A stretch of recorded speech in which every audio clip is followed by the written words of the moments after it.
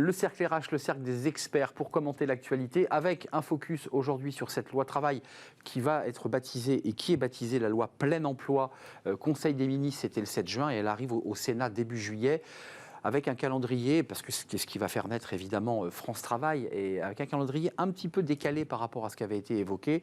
Il y a les enjeux autour du RSA, qui est important, et puis l'idée du contrat, du donnant-donnant, qui est un peu la philosophie du texte. On va parler aussi de la pénurie dans le nucléaire. Agnès Pannier-Runacher a lancé un appel pour relancer cette filière et créer de l'emploi. Et puis on parlera aussi des salaires que l'on prend un peu plus tôt que la fin de mois, parce que les fins de mois, comme on dit, sont difficiles.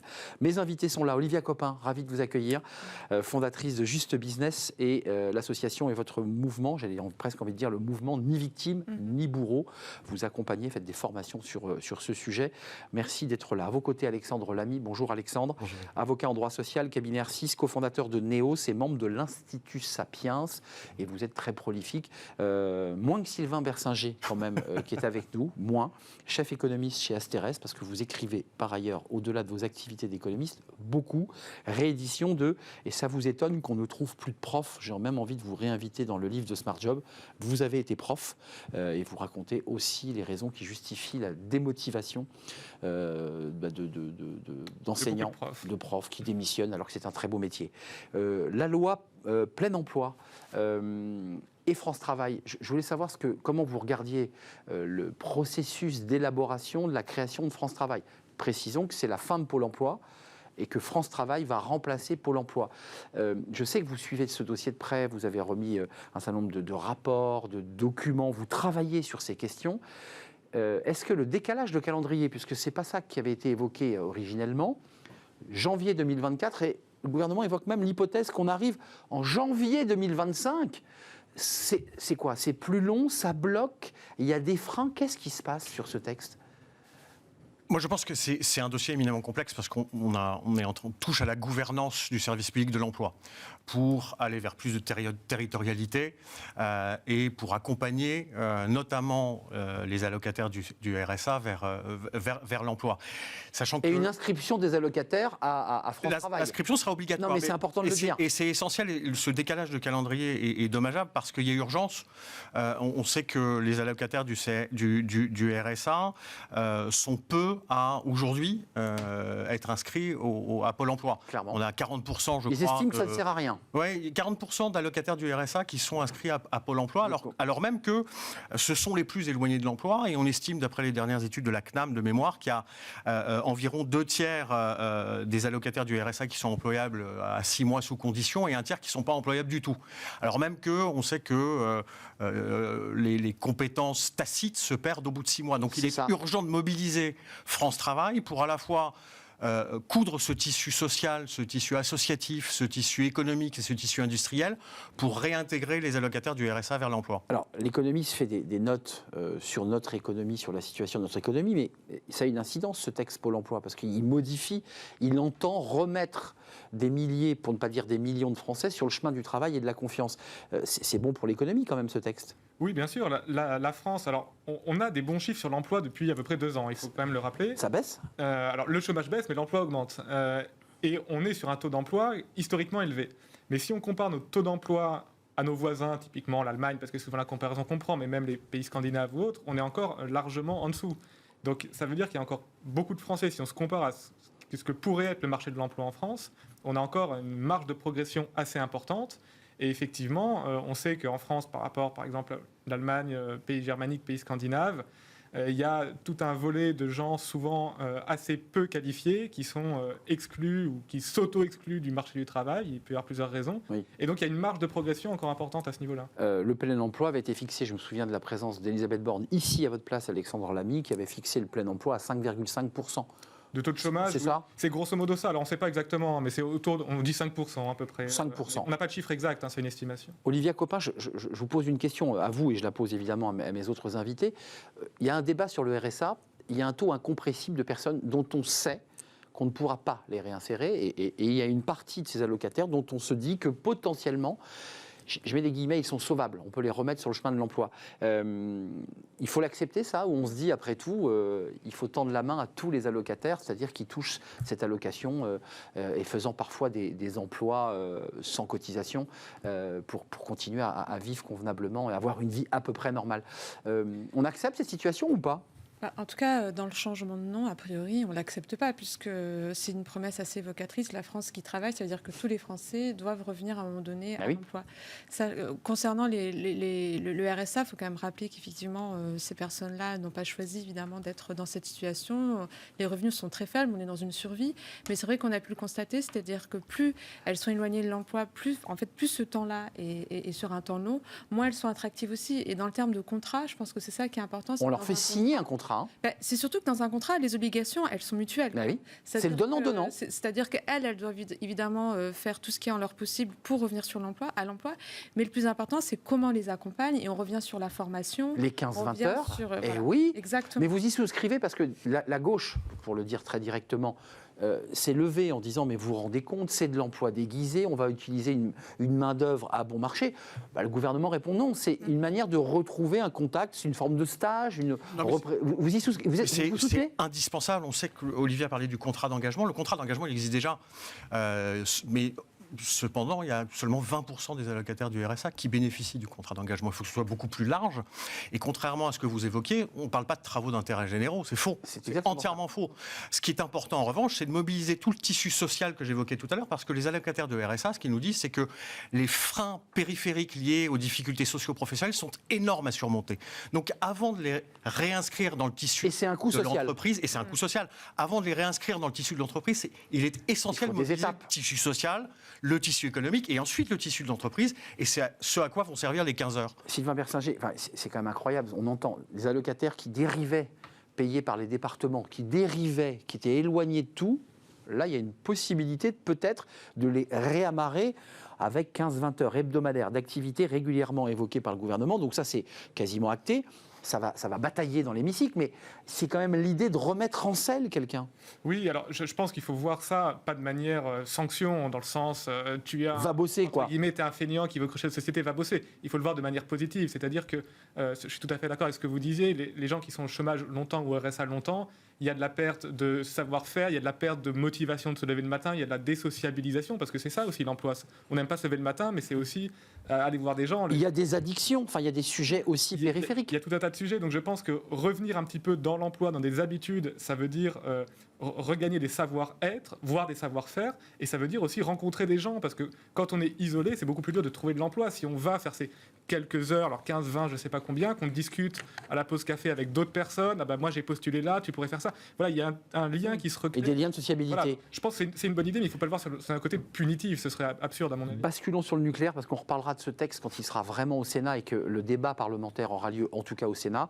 Rappelons quand même qu'une personne qui ferait une demande allocataire du RSA à la CAF se verrait automatiquement inscrite à Pôle emploi, donc c'est-à-dire réinsérée et normalement, si tout va bien, accompagnée par un collaborateur de France Travail. Le nucléaire, qu'est-ce qui se passe ? Parce qu'il y a eu un vrai débat politique, mais là il est plus politique le débat, c'est pas pour ou contre, c'est on va accélérer sur le nucléaire, sauf qu'on n'a pas la main-d'œuvre. Vous en pensez quoi, Olivia ? Ça veut dire que c'est des métiers qui font plus rêver ? Le nucléaire, Areva, c'était un fleuron de notre économie. Aujourd'hui, la ministre Agnès Pannier-Runacher dit nous, on ne trouve pas, on n'a pas. C'est vrai qu'il y a eu tout un courant politique, avec les mouvements écologistes qui ont quand même pointé du doigt le nucléaire. Donc on voit dans les jeunes générations, les personnes très formées, elles sont peut-être moins à même à se tourner vers ces métiers-là. En tout cas, ce qui est sûr, c'est un secteur où on ne pourra pas recruter de la main-d'œuvre étrangère. On est sur des sujets de défense, des sujets de souveraineté. Non, mais au moment où on parle beaucoup d'écologie, de transition écologique, au même moment, il y a le gouvernement qui dit mais il faut aussi... les jeunes, même ingénieurs qui sortent des grandes écoles, disent aujourd'hui je ne vais pas dans le nucléaire. Mais c'est important de faire de la pédagogie dessus, parce que je pense que justement on parle de transition, on ne parle pas de basculement. Donc dans le terme transition, c'est le temps de trouver d'autres énergies. Il faut bien s'occuper de ces énergies-là. Et les centrales nucléaires qui ne sont pas suffisamment prises en charge restent un risque écologique aussi important. Vous en pensez quoi ? C'est un débat un peu philo quand même là. Je trouve que ça renvoie à plusieurs choses. Ça renvoie au fait que depuis 2018, l'investissement, l'entrée en formation des salariés chute drastiquement. Je crois qu'on est aux alentours de 17-18%. D'une première part. ça renvoie au fait que notre niveau d'investissement dans les secteurs innovants est à un niveau faible. Et le troisième point, c'est que le poids de notre industrie est trop faible. Ce qui conduit aujourd'hui à faire le constat que la productivité horaire des salariés en France est en chute depuis 2019 à hauteur de 3%. Confirmé par l'économiste J'espère. Oui, Non, mais il y a un avocat, il y a un économiste, comme ça, on valide les chiffres. Oui, il y a une baisse de la productivité, alors qui aurait plein de causes, qui fait débat entre économistes, mais effectivement, on voit ces chiffres. La Belgique est passée devant nous, les pays du Nord sont passés devant nous. Oui. Donc ça renvoie, cette question du nucléaire renvoie à l'urgence d'investir massivement dans la formation professionnelle pour accompagner le développement de cette industrie. Qui est évidemment essentiel. 100 millions d'euros investis dans la formation et l'innovation, ça c'est ce qui est annoncé. Ouais. Et il y a 100 000 personnes en besoin de recrutement qui manquent dans la filière nucléaire. C'est quand même assez intéressant, c'est-à-dire qu'on veut nous faire rouler vite, mais on n'a personne pour monter sur le vélo. Enfin, excusez-moi de prendre cette expression, mais... Mais en fait, je crois que c'est un sujet qui est beaucoup plus vaste que le nucléaire, parce qu'en fait, il y a énormément... On parlait de mon livre sur les pénuries de profs, mais en fait, il y a plein de secteurs. Il y a beaucoup de secteurs, alors le nucléaire, bien sûr, mais où, en fait, le principal frein, c'est de trouver des personnes qualifiées. Ouais. Le principal obstacle pour réindustrialiser la France, on parle beaucoup actuellement de réindustrialisation, c'est pas, à mon avis, c'est pas les charges patronales ou autres, c'est de trouver des ouvriers qualifiés, des ingénieurs, des techniciens en nombre suffisant.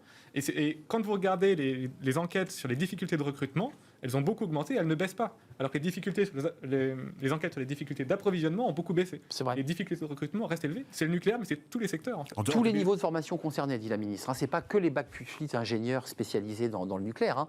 C'est tous les niveaux concernés, c'est-à-dire les techniciens qui sont sur les sites. Comment vous regardez ce sujet ? C'est un débat plutôt lié à la pénurie de main-d'œuvre d'une manière globale, c'est-à-dire le rapport au travail, ou est-ce que c'est encore plus important parce que c'est le nucléaire et qu'il porte en lui l'idée que c'est une énergie d'hier ? Oui, je pense que c'est un vrai sujet d'attractivité, c'est-à-dire, certes, il y a la formation, mais il faut aussi donner envie aux nouvelles générations d'aller sur ces secteurs-là. 2018, ça correspond à la catastrophe qui est aussi au Japon, c'est-à-dire qu'on a des images terribles, terrifiantes, des incidents nucléaires et de l'impact que peut avoir cette énergie-là. Mais je dois constater que, par exemple, l'industrie du pétrole n'a pas de problème de pénurie de main-d'œuvre, et pourtant le nucléaire, oui. Donc je pense que la formation... Total a muté, donc mais Total a aussi muté, a changé de nom. Je pense qu'il y a vraiment, pour le coup, de la com à faire en termes d'attractivité. C'est la narration autour du nucléaire. Parce que former, c'est une chose, mais c'est aussi dire à ces nouvelles générations, venez dans ce secteur-là, parce que il y a aussi des bonnes conditions de travail, des salaires attractifs. Je pense qu'il faut vraiment miser sur l'attractivité de ce métier. C'est pas gagné, mais la formation peut peut-être régler le problème. Je crois de mémoire qu'on doit investir 4 points de PIB. En matière de formation pour atteindre les niveaux requis. Sur le Innovation et technologie, parce que c'est pas que le nucléaire en fait. Mais pour revenir sur le nucléaire, pourtant les éléments de narration, ils sont là. Quand je regardais les dernières études Eurostat, qui je crois sont de la semaine dernière, l'émission de CO2 liée à la consommation énergétique en France a baissé de 4,5%. Oui, j'ai vu ça. Alors, les efforts sont là. On n'est pas encore à la neutralité carbone à horizon 2050, mais vous dites que le nucléaire est un outil d'hier, mais non, c'est un outil de demain. Il est urgent d'investir dans l'énergie décarbonée. Avant de nous quitter, l'économiste que vous êtes et qui travaillait sur ces notes de conjoncture, quand même, l'étude sur le salaire français et les salariés qui veulent être payés à la carte, quand j'ai lu cette information, c'est une information Payfit, donc qui est un site qui permet de pouvoir donner la possibilité aux salariés de prendre leur salaire au 15 du mois, je me suis dit, nous voilà repartis au 19e siècle, au moment où on était tâcheron, c'est-à-dire qu'on était payé à la journée, on attendait sa paye, puis on recevait une enveloppe de la main du contremaître. Enfin, c'est un peu ça, quoi. C'est vrai que historiquement... Vous qui aimez l'histoire. Oui, mais historiquement, les personnes les moins bien qualifiées, les moins bien payées, étaient payées à la journée, c'était des journaliers. Et le fait d'être payé à la semaine puis au mois a été un combat social. C'était vu comme un progrès social parce que ça donnait une stabilité. On savait que pour le mois... J'avais le mois. J'avais la paye pour tout le mois. Alors que les gens qui étaient journaliers, du jour au lendemain, le soir, on peut leur dire demain, je te reprends pas. Alors, c'est contraire au Code du travail. Je précise que là, ce que dit Payfit, on est d'accord, maître. C'est-à-dire que le Code du travail dit, attendez, quand on est en CDI, on est payé au 31 du mois, on est d'accord. Le principe qui est posé dans le Code du travail, qui est obligatoire et qui est d'ordre public, c'est le principe de mensualisation. C'est la même rémunération à échéance mensuelle. Alors, il est une exception qui tient au fait que le salarié peut demander un acompte sous quinzaine. C'est exactement ça, au 15 du mois. Absolument. Mais il ne peut pas être payé à la semaine. Absolument, non. Non. Olivia, ça vous évoque quoi? Oui, le droit est toujours à la traîne. En général, on légifère pour recouvrir une situation. Oui. Voilà. Donc du coup, non, ce qui est intéressant, c'est que je pense qu'on revient totalement sur le sujet de la transformation du rapport au travail. C'est-à-dire qu'aujourd'hui, on parlait tout à l'heure des profils les plus diplômés. Il y a de plus en plus de profils qui s'orientent vers des métiers de free, par exemple. C'est-à-dire qu'ils font le même métier qu'ils pourraient faire dans l'entreprise. Mais pourquoi? Parce que pas en l'idée, CDI. c'est de maîtriser sa charge de travail, maîtriser aussi, du coup, comment on va être payé, puis combien. Et donc les rémunérations, enfin la manière dont on est payé. Voilà, donc c'est quand même, ça montre effectivement qu'il y a quand même un mouvement. Après, c'est vrai qu'il y a des métiers dans l'événementiel, par exemple, où vous avez des missions, etc. Donc je peux comprendre que les personnes souhaitent être rémunérées à la mission, mais ça en dit long encore sur les transformations à venir. Vous en pensez quoi? Parce que là, on bascule sur un autre sujet, mais on n'aura pas le temps de le traiter. C'est non pas la fin du CDI, mais c'est quand même qu'une partie de la jeune génération dit mais moi, je ne veux plus être dans le rapport au CDI, je veux avoir un rapport au travail totalement flexible, disrupté. C'est ça que ça dit. Et que le Code du travail, aujourd'hui, encapsule de manière très traditionnelle la relation au travail. Oui, alors c'est possible qu'il y ait un peu de ça. On le sent beaucoup, un certain nombre de gens qui veulent être freelance. Alors après, c'est pas toujours aussi rose et certains reviennent. Je me demande si dans l'enquête que vous nous évoquez, il n'y a pas une inflation aussi. Parce que plus sûr, vous payez tôt dans un contexte inflationniste, c'est ça l'enjeu. s'il y a une inflation forte, être payé au début du mois ou à la fin, ça peut faire quand même une petite différence. Alors là, on est sur des niveaux d'inflation à 5% par an, on n'est pas l'Argentine ou autre, mais peut-être que ça joue un petit peu. Pas sur l'alimentation, Sylvain. Oui, en moyenne. Je m'autorise quand on... 5,1% en moyenne, et on est toujours à 15, vous confirmez. Sur l'alimentation, oui. On est resté à 15, vous qui avez les chiffres au plus près. Oui, les derniers chiffres de mai, hein. c'était 15% sur l'alimentation. Donc ça n'a pas beaucoup baissé. Donc vous y voyez aussi un outil anti-inflation, qui permet de quoi c'est quoi la différence entre... on est payé, en fait, quand il y a de l'inflation, le pouvoir d'achat de la monnaie diminue au fil du temps. Donc plus vous avez de l'argent tôt et plus vous dépensez tôt. Ça veut dire aussi qu'on a plus d'argent au début du mois. C'est-à-dire que, ça marche pas. Je ne dis pas que c'est une bonne chose, mais je dis que ça peut... Non, mais ça explique cette demande. Et le constat que nous faisons, nous, dans les négociations sur les salaires qui sont dans les entreprises, c'est qu'on est beaucoup sur ce terrain-là et beaucoup sur le revenu qui reste disponible à la fin du mois. Et dans une optique d'individualisation. Alors, ça passe par la rémunération périphérique, notamment les forfaits mobilité, notamment les chèques emploi-service, mais c'est une question extrêmement prégnante dans l'entreprise, au-delà de l'enjeu d'individualisation forte qui est là aujourd'hui dans son rapport au travail. Un dernier mot, Olivia. Ce qui est intéressant, c'est que du coup, c'est la flexibilité qui a été imposée par l'entreprise. Et finalement, aujourd'hui, c'est les salariés qui demandent cette flexibilité-là. Par exemple, l'exemple de la vente, vous avez des salariés qui travaillent 30 heures cette semaine, c'est des morceaux, 15 semaines là, en fonction. 8 heures. Et finalement, aujourd'hui, cette flexibilité, elle est désirée par tous. Merci, c'est un sujet qu'on va continuer à explorer parce que c'est contribué à la révolution du travail. Sylvain Bersinger, merci. Vous êtes économiste chez Asteres. Asteres, je n'ai pas dit de bêtises, c'est pas Astares, c'est Asteres. Vous avez vu, je l'ai dit 3 fois, votre marque. Chef économiste, et ça vous étonne qu'on ne trouve plus de profs. C'est votre histoire, votre parcours aussi d'ancien prof devenu économiste. Et puis je rappelle le livre sur l'eau. Enfin, je ne vais pas citer tous vos livres, la monnaie magique, on ne va pas tous les citer si on n'y arrive pas. Merci à vous, Alexandre Lamy, avocat en droit social, cabinet R6. Néos et membre de l'Institut Sapiens, et merci à Olivia Copin, Juste Business, et Ni Victime ni Bourreau, qui est votre association, et j'allais dire presque votre combat. Oui, aussi. Merci à vous 3. On termine justement avec Fenêtre sur l'emploi et on va avoir un avocat pour traiter des sujets parfois que l'on traite sous un angle économique ou sociologique. C'est intéressant de s'intéresser là aux enjeux du dialogue social, aux réformes des retraites, mais cette fois-ci sous l'angle juridique. C'est intéressant de voir comment la loi va s'emparer de tout cela. On l'accueille juste après la pause.